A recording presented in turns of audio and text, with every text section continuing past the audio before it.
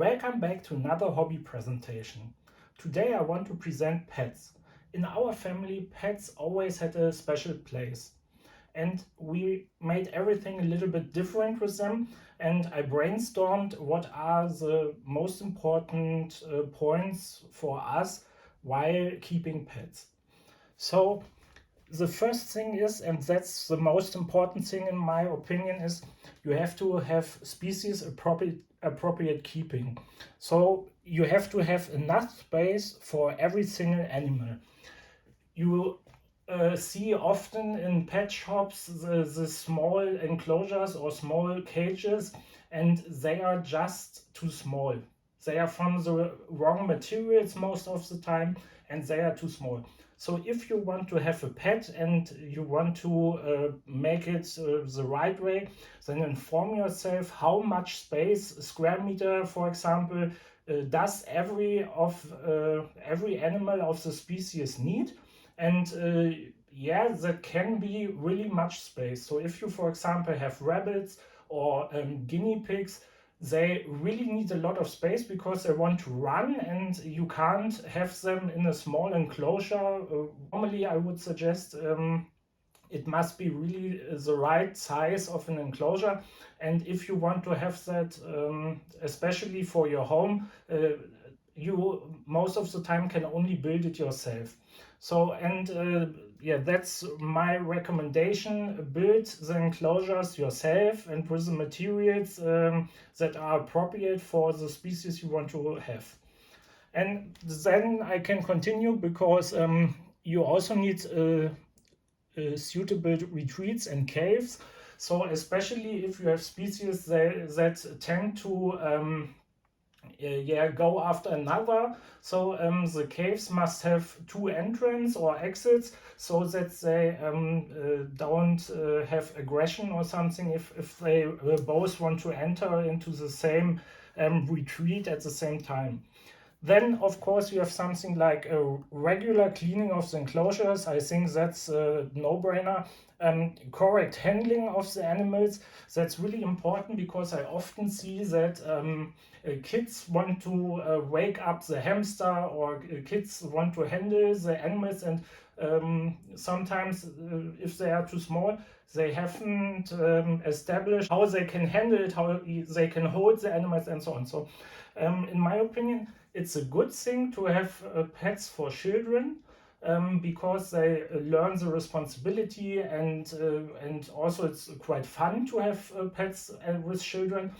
But at the same time, you can't give the child the whole responsibility for the animal.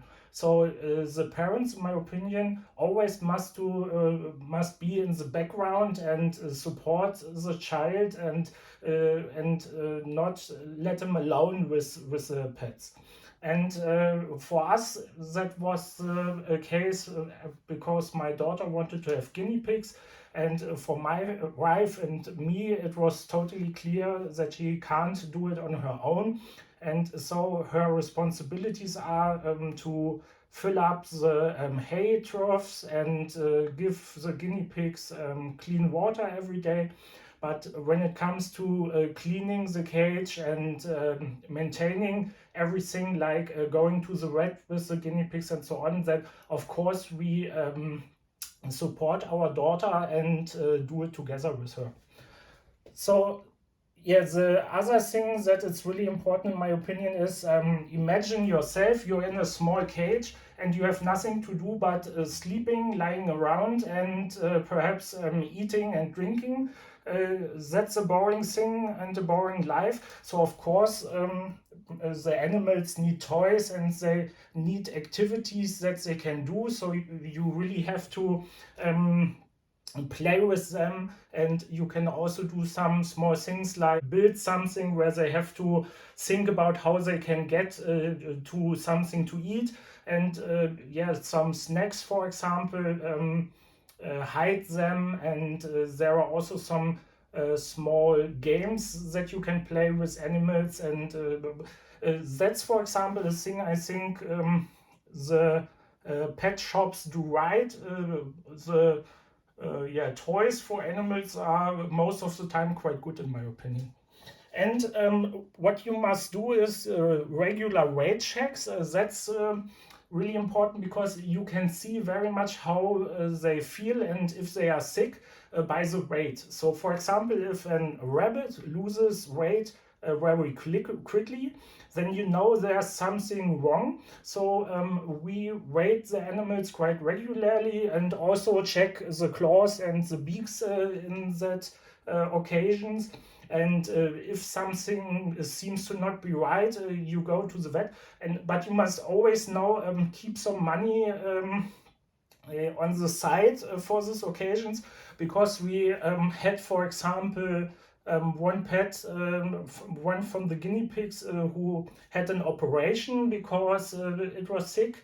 And yeah, that can cost quite a lot of money if you go to a special a clinic for pets.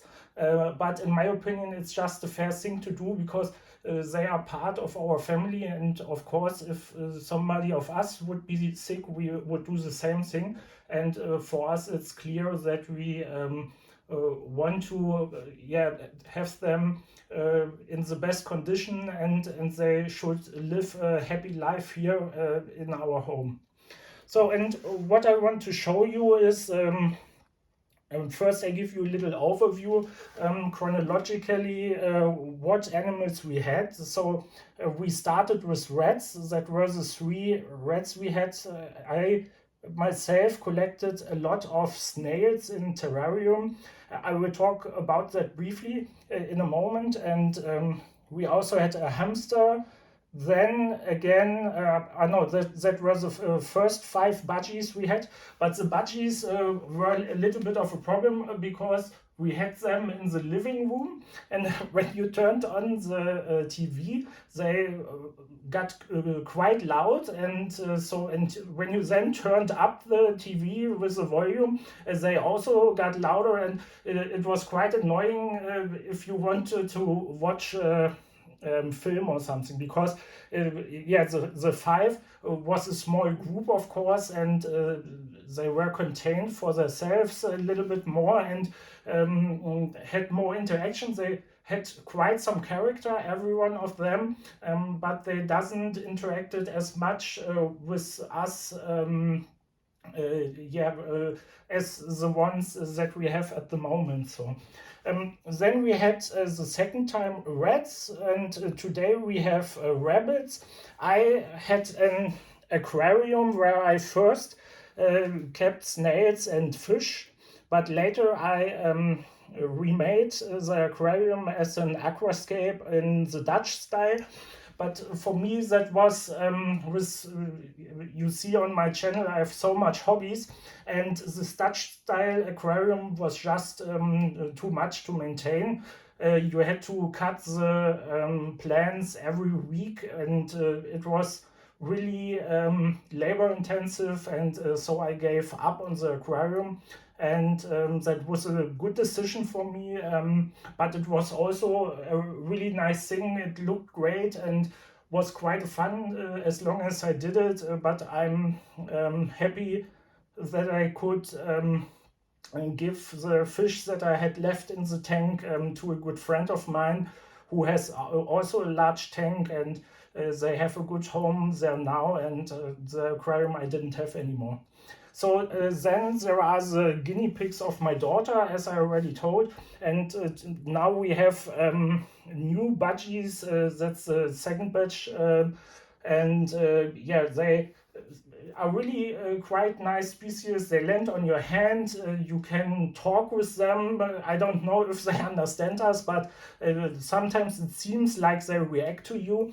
And now I want to just give an overview, perhaps a deep dive into some of these animals. So the budgies I already said, quite nice, but noisy. If you have them in a place where it's already noisy, then this yeah, adds up to quite a noise level.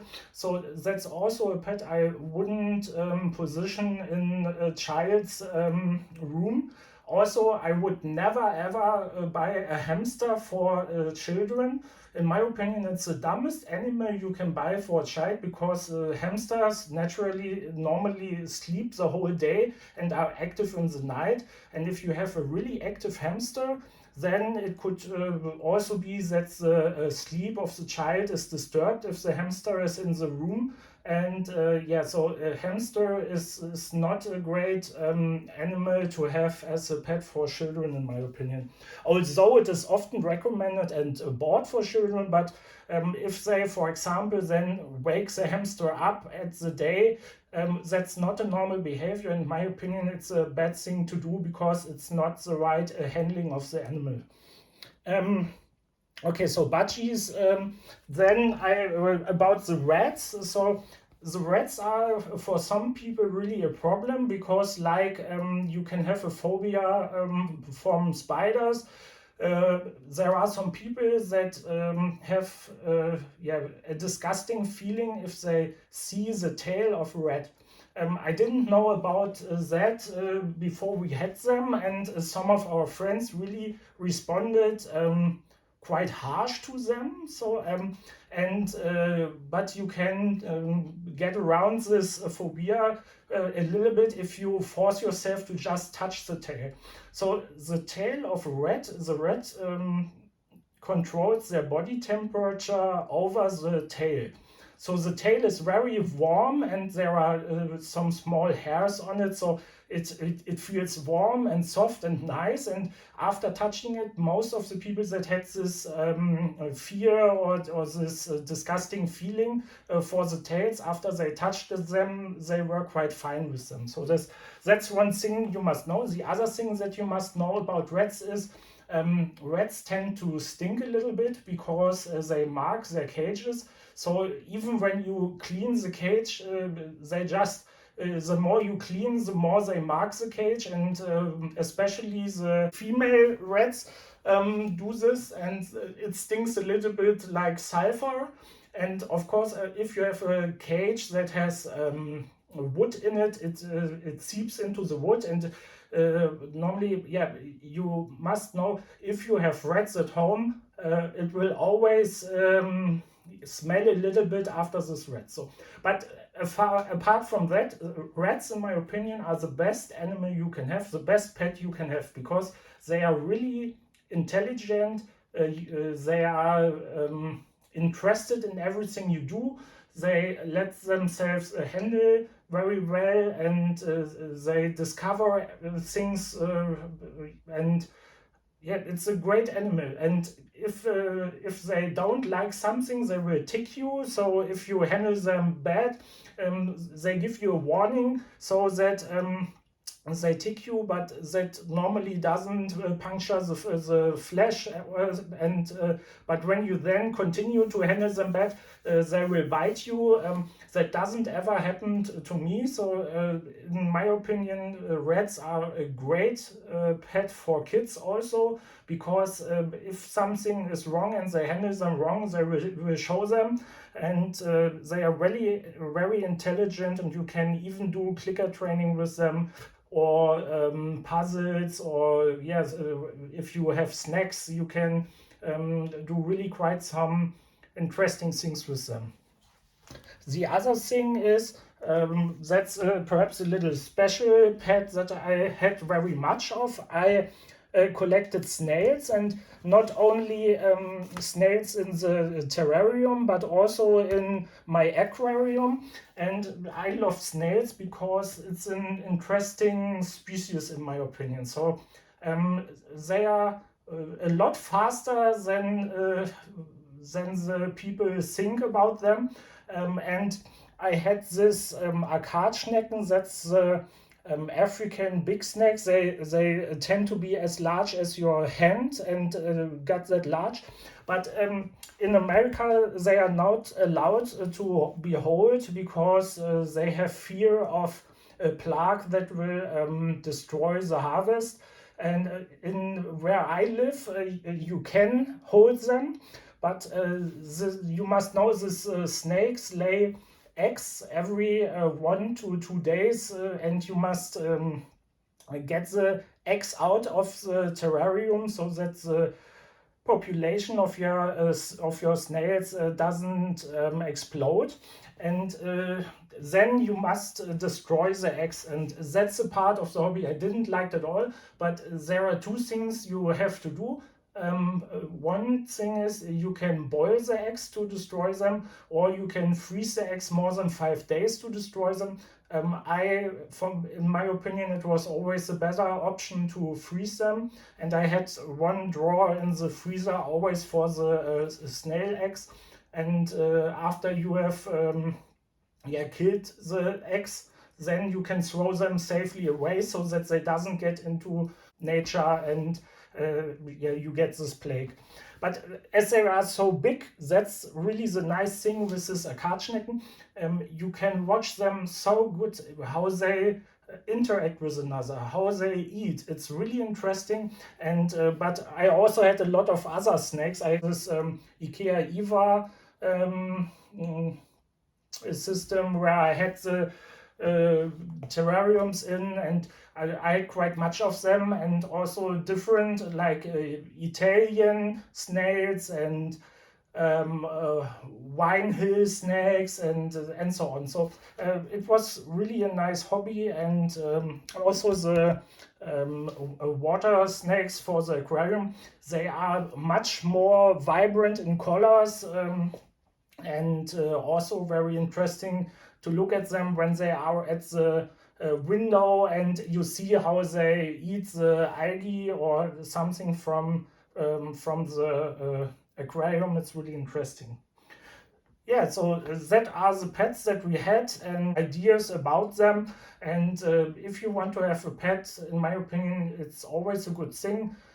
Give them a nice home, buy them from somewhere where you know that they are handled well. Don't buy it from the normal stores, please, because that's, in my opinion, an industry that doesn't look after the animals. They want to make money, and in my opinion, a lot of things that the pet shops do are very bad, in my opinion. Thank you for watching to this point, and have fun with your pets.